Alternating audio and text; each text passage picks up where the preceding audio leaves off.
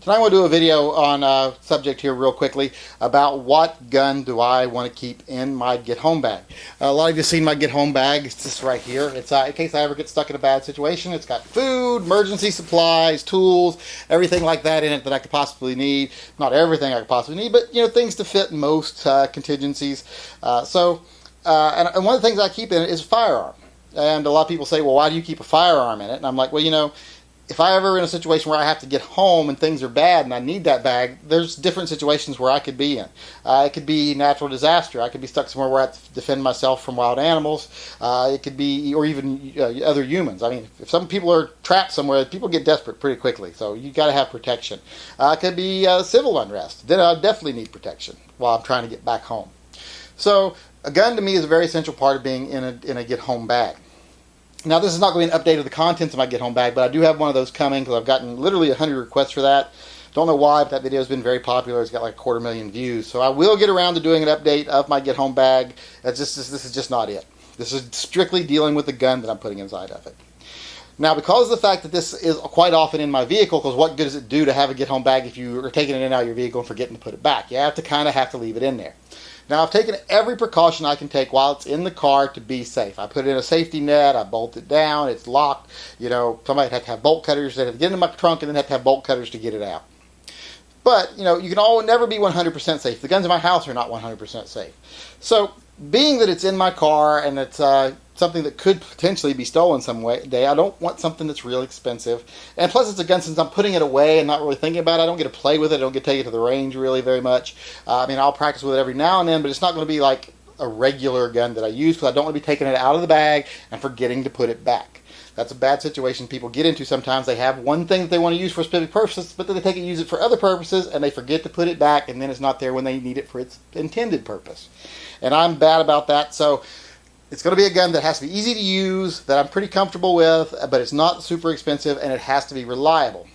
So I went out thinking about what gun can I get that fits that bill, and I kind of have decided to take a little bit of a risk. I've got to pick up something that I have never owned before. And I picked it up for multiple reasons, and I'll go into what that is when I show you the gun here in a second. But I think I might have found a gun that might be a good gun for my get home bag. Okay, when I was looking for options for my gun for my get home bag, I wanted something, like I said, that was inexpensive but reliable. Something I wouldn't mind just putting out in the bag and leaving it there. So I went and bought one of these today. Now, I've never owned one of these. I've heard some good things from some people, but I've never known anyone who owns one personally, and I've never tested one, so there will be some testing involved here first. But what I bought was the Smith & Wesson SD40VE. Okay, now why I chose this gun, there's a couple of reasons. It's a name brand I know, a name brand I trust. It's an American company, it's an American-made product, but most of all, it's super cheap. I paid $328 for this gun today, brand new. When I was ringing it up, I was like, am I buying an accessory or am I buying a gun? Because a lot of accessories will cost you that much money. So it kind of has the feel, quality-wise, of an FNX, that FNX I had that I did not care for because I said it felt kind of cheap for what I paid for it. Well, this gun has that same feeling, but it didn't cost as much as the FN. So that makes it, a little more acceptable that it doesn't have quite as good the build quality as like the M&Ps or it feels, it's not going to say it's built worse than a Glock because Glocks aren't built exceptionally great, they're just reliable. So I'm hoping this gun will also be reliable, because if it's reliable, well, then the build quality is more than acceptable. Now, it does have a stainless slide. It does have a polymer body.